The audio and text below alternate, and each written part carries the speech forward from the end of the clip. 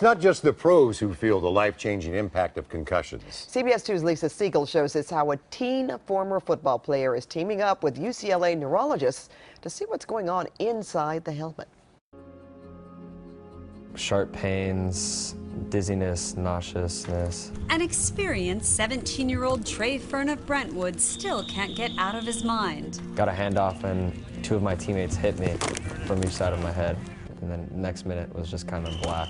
It was final practice before an 8th grade championship game. As he stumbled off the field, I was dizzy, it was hard to walk. Still on game day, My coaches wanted me to play.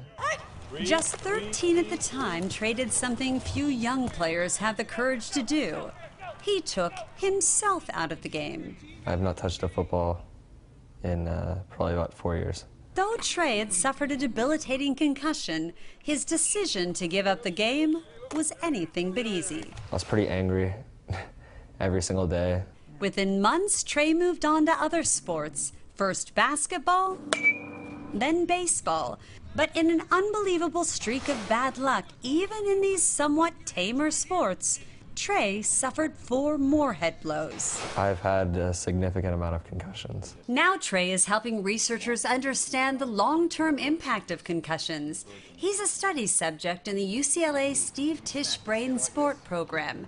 It's a $10 million project that aims to finally figure out what's the biology of a concussion? What actually happens to the brain when it gets moved quickly? Pediatric neurologist Dr. Christopher Giza is a director of the program. He's working with teen athletes like Trey, as well as players on the UCLA football team. All kinds of things are being measured.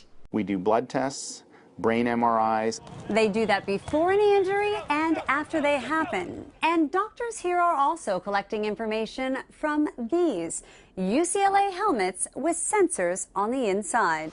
As the head and the helmet accelerate, these sensors detect the rate at which it's moving. It'll also let us know whether it's a linear acceleration, where the helmet just moving straight ahead, or a rotational acceleration, which can then bend and shear the connections in the brain. These helmets Gives us just another way of monitoring how many hits somebody gets, even if they don't tell us that they're experiencing any symptoms.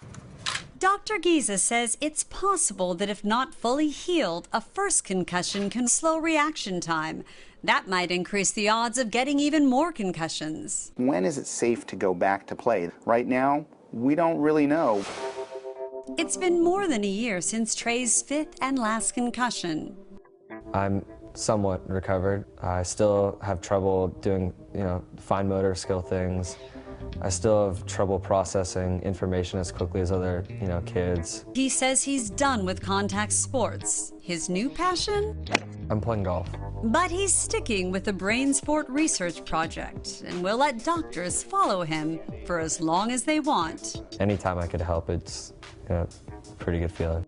His message to other injured players? Definitely rest. It's never the end of the world if you decide not to play because you're hurt. Oh, good advice from that young man. Suffered so much. Dr. Giza says any player who suffers a head blow should be evaluated for concussion. And we have information on how to get help. It's on cbsla.com.